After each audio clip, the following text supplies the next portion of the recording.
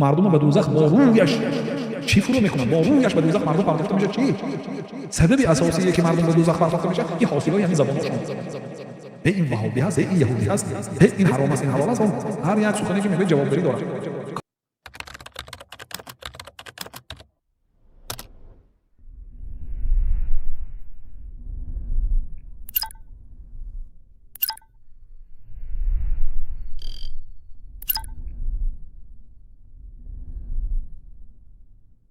استاد باری اول کانتر هیجان زده یه سوال داشتم اویدی همی پس اینکه هر چند که مثلا شما تا برنامه‌تون گفته بودم اما کانتر فرق میکنه اگر اجازه باشه گپ زنید.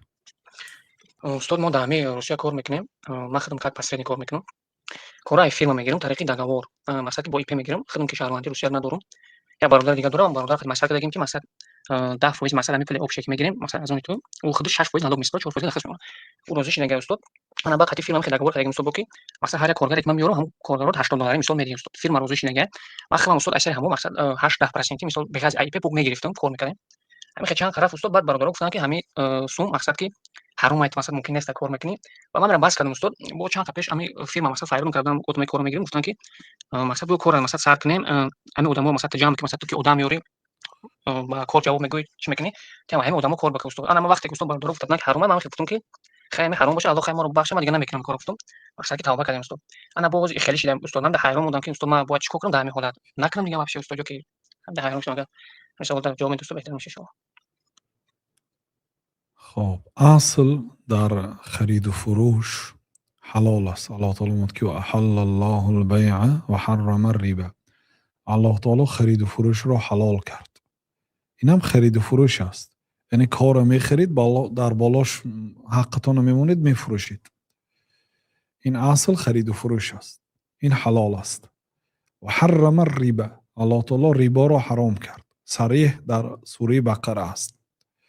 بنابراین برادرها توصیه برای تمام شخصیت هایی که مثلا علم شرعی ندارند در مسئله حلال و حرام چیزی عمیق باشد میلش مثلا عرق حرام است گوید به مردم ای برادر این عرق حرام است نخور نفروش خوک حرام است لیکن مسئله هایی که نمیدونید از پیش خودتون حرام نگویید این جوابگری دارد حرام یک چیزی که یعنی که الله تعالی و من کرده سو بد میبیند یعنی اینجا شما از نام الله تعالی گپ میزنید وقتی حلال گفتید یعنی الله تعالی اجازت داده سو دوست میدارد از نام الله تعالی گپ زدن است و نمیدونید برای چه خطا گپ میزنه حرام گفتن مسئولیت دارد این چونین دانسته یا ندانسته در همین زیری کامنت ها این آدم یهود هست این آدم نعوذ بالله اگه این شهادت های شما مسئولیت دارد ستکتب شهادتهم و یسألون شهادتاتون نوشته میشد هر یک سخنی که از زبانتون برومد نوشته میشد یا آدم نمیشناسید دربارش گپ میزنید یهودی های نصرانی های کیمچی های شما بی نمیشناسید چون میکنه برای خودتون گناهی خریده اگه نامه اعمالتون رو میکشونید یا گپا میوید که عیادتون برآمدگی است اونو همش نوشته میشه در عین لحظه شما گفتید پروا نکردید نوشتید دستاتون انگشتاتون روز قیامت شهادت میدهد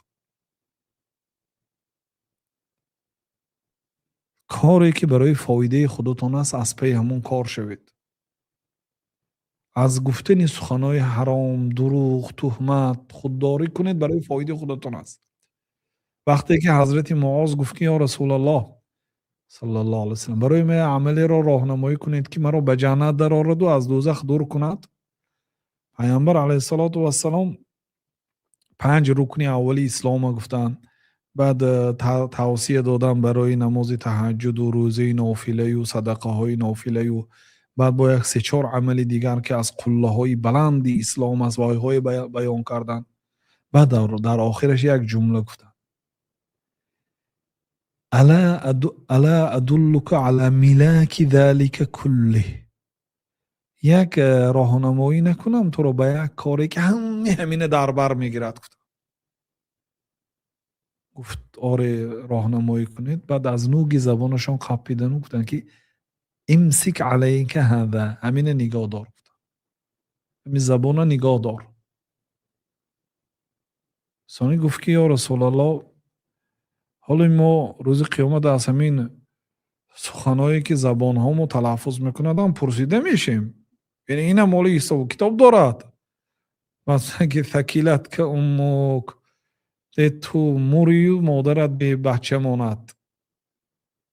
یعنی این یک دعایی که معناش خواسته نمیشه و گفته میشه در این خیالت ها. یعنی که در حالت تعجب، ثکیلت که امک، مادرت تو را گم کند، مادرت به تو ماند. و هل یکب الناس على وجوههم او قال على مناخرهم الا حصائد السنتهم. و مردم به دوزخ با رویش چی فرو میکند؟ با رویش به دوزخ مردم پرتافته میشه. چی؟ سبب اساسی که مردم به دوزخ پرتافته میشه این حاصلای همین زباناشون.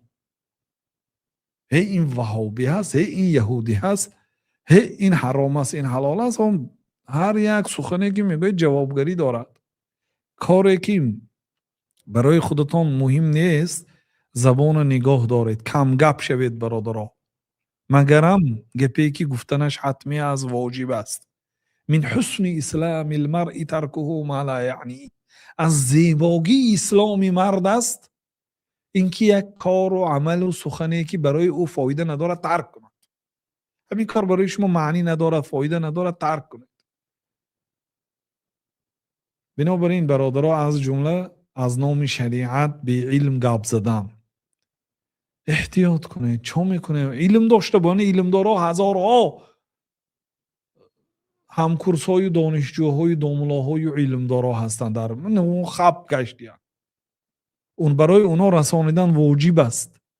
برای بی‌سواد سکوت کردن واجب است. آدمی که علم شریعت ندارد همین زبانش پشتنش واجب. یعنی در مسئله فتوای و حلال و حرام باید محکم کند زبانش. اما آدمی که علم دارد باید گپ زند، باید بیان کند. میبینید که آدمی که باید گپ زند خاموش، آدمی که باید سکوت کند و گپ میزند. انا در همین حالت ما باید به بلاها گرفتار میشیم. آدمی که گپ زدنش واجب است، فرض است، حتمی هست، خاموش تاکسی زده گشت است. آدمی که باید سکوت کند از نام الله گپ میزنه. ای الله، سبحان الله. گاها خیلی که بعضی علما میگفتن توجیه، راهنمایی بهتر از جواب گفتن به سوال. یعنی از شما اینجا ذکر کردید که آدم‌ها شما این گفته است این کار حرام است. نعوذ بالله. برای حرام گفتن دلیل کنی. یک آیت از قرآن کریم، یک حدیث از پیامبر صلی الله علیه و سلم بیارید که همین یک کار گرفته در بالاش مانده فروختن حرام باشد. من میدونم این مردم تاجیک مثال از پسردنیکا راضی نیستن. من نمیدونم این پسردنیکا چی کار کردین که پسردنیک همه لعنت میکند. میگوند که آخر فایده کلام میخورد. من حیران، فایده کلام خورد کار نکن وایکتی. برای خودت کار کن. پریموی صاحبی کار یا خودت کن. چون نمیکنی؟ چون نمیتونی. آخه ناگفته برا هستی. در وقتش نخوندی، نه آموختی. امروز اومدی مجبور شدی زیر همین پسردنیکا. آخه برادر خفه نشو، از خودت خفه شو. یک استوکتی هم 1 سال 2 سال کار کردی، باید اقل همون کسب یاد میگرفتی تا اینکه به پسردنیک نزنی، محتاج نشوی.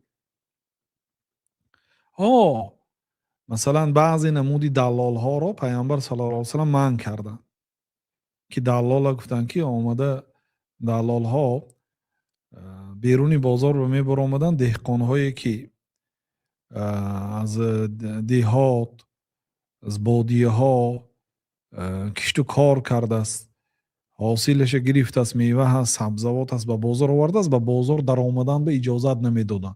در بیرون یعنی جمله میخریدن، همشه میخریدن و بیچاره امکانیت نمیدادن که بار بازار به در نرخ فهمد. تو میداری خرید فروخته نمیتونی، در بازار اینای اونای حق و حقوق های.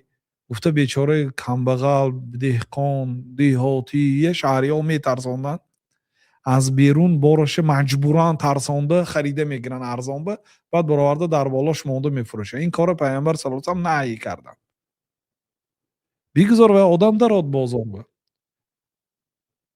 تربوز آورده است، خربوزه آورده است، هرچی آورده است بگذار بازار به درات. یه بار نرخ و نوای بیند، وقتش تنگ باشد مثلا به نرخ جمله سپارید و رفت، تا اینکه این آلیپساتیرها به قول ازبکا این سوداگرایی که خریده میفروشه اینا بعد به بالاش چی مونده میفروشه. مثلا خود دهقان فروشت خوب است اصلا. برای چی؟ دهقان های مهنت کرده، از گاه ها دهقان سخی است. یک آدم بیاد اگر یک تشه بی پول هم دوده میتوند میتیده میخیل، اون مال خودش است.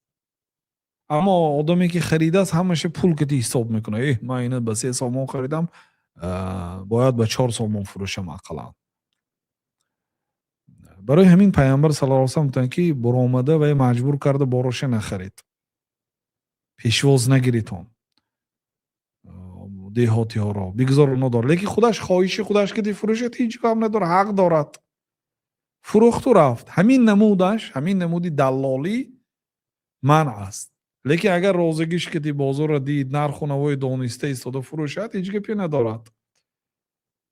همین دلال آدمی که از چی میخرد از بادیه نشین ها در بازار به بالاش مونده میفروشد، به همین شرط ها اجازت هست. اما آدمی که کار میخرد کار میفروشه، من مثلا آز گسارید که خودم از سببی اون که شهروندی ندارم دیگر کسی میگم، برای اون که وی نلاک سپردن باید به نامی وی شدنش در کار.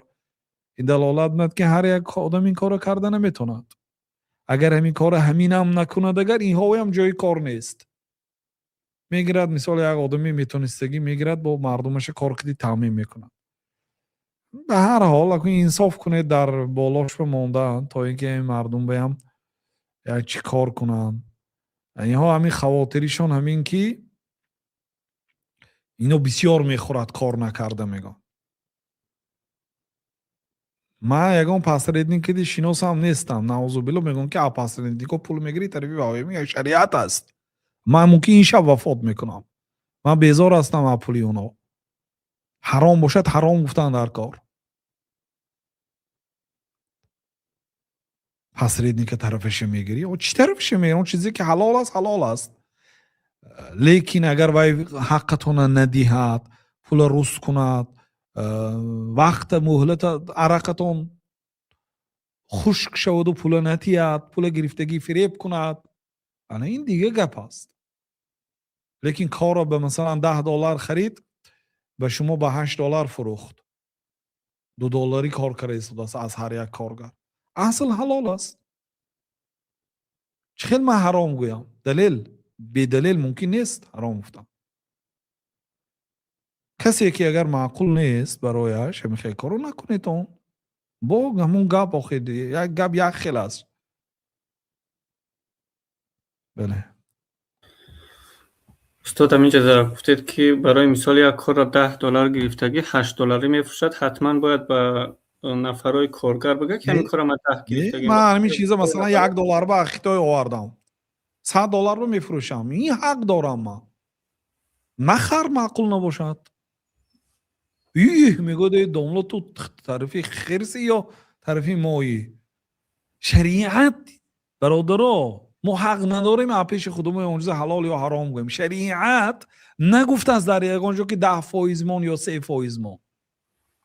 عروه باریقی 100% در بالاش من پیامبر صلی الله علیه و آله دعای نیک کردم بارک الله لك فکان اذا باع ترابا لربح. اگر خاک فروشت فایده میکرد. یک گوسفند به $1 2 گوسفند خرید، یعنی نصف دینار بخرید به $1 فروخت، یعنی 100% در بالاش موند. 100% یعنی 50 درهم بخریده $1 بفروخت مثلا. یعنی یک دینار اگر به دلاری به تیلوی تازه حساب کنیم $235 گوییم 1 گرم تیلوی، $1 $1000 است. $1 اگر تیله های پس که حساب کنیم $500 میشه همیشه بروزو. یک دینار $1000 است. یعنی به یک دینار در همون وقت یک گوسفند میداد. این آدم رفت و به یک دینار همین خیلی موفق شد که 2 گوسفند خرید. پیامبر صلی الله علیه وسلم 1 دینار دادن، رفتن 1 گوسفند خریده بیا. 1 گوسفند میداد. این آدم 2 گوسفند خرید. یک دیگهش برد در یک کنجی بازار با 1 دینار بفروخت. بعد به نزد پیامبر صلی الله علیه و آمد، هم 1 دینار داد هم گوسفند داد که هذا دینارکم هذا درهمکم دینارکم هذا شاتکم، این گوسفندتان این پولتان. خیل کنم خیل شد. پیامبر صلی الله علیه و سلام بارک الله لک، الله تعالی برکت، یعنی یکم به فایده پیامبر کار کرد برای همین. پیامبر صلی الله علیه و سلام خواهند که های دنیا را الله تعالی برایشان طلا میکرد. اللهم اجعل رزق آل محمد کفافا، ای الله رزق محمد کفاف کن، برای خود ما میرسیدگی کن. 3 روز بالبال هم نان جویم به سیر نشدن. گفتن که فلانی در از کوه احد میگذشت، من دوست نمیدارم که الله تعالی برای من کوه احد طلا کند، مگرم در یک حالت دوست میدارم. گفتن اگر 3 روز نگذشته تقسیم کرده تمام کرده تا اون هم گفتن. اگر از 3 روز گذرد نه نمیخواهم.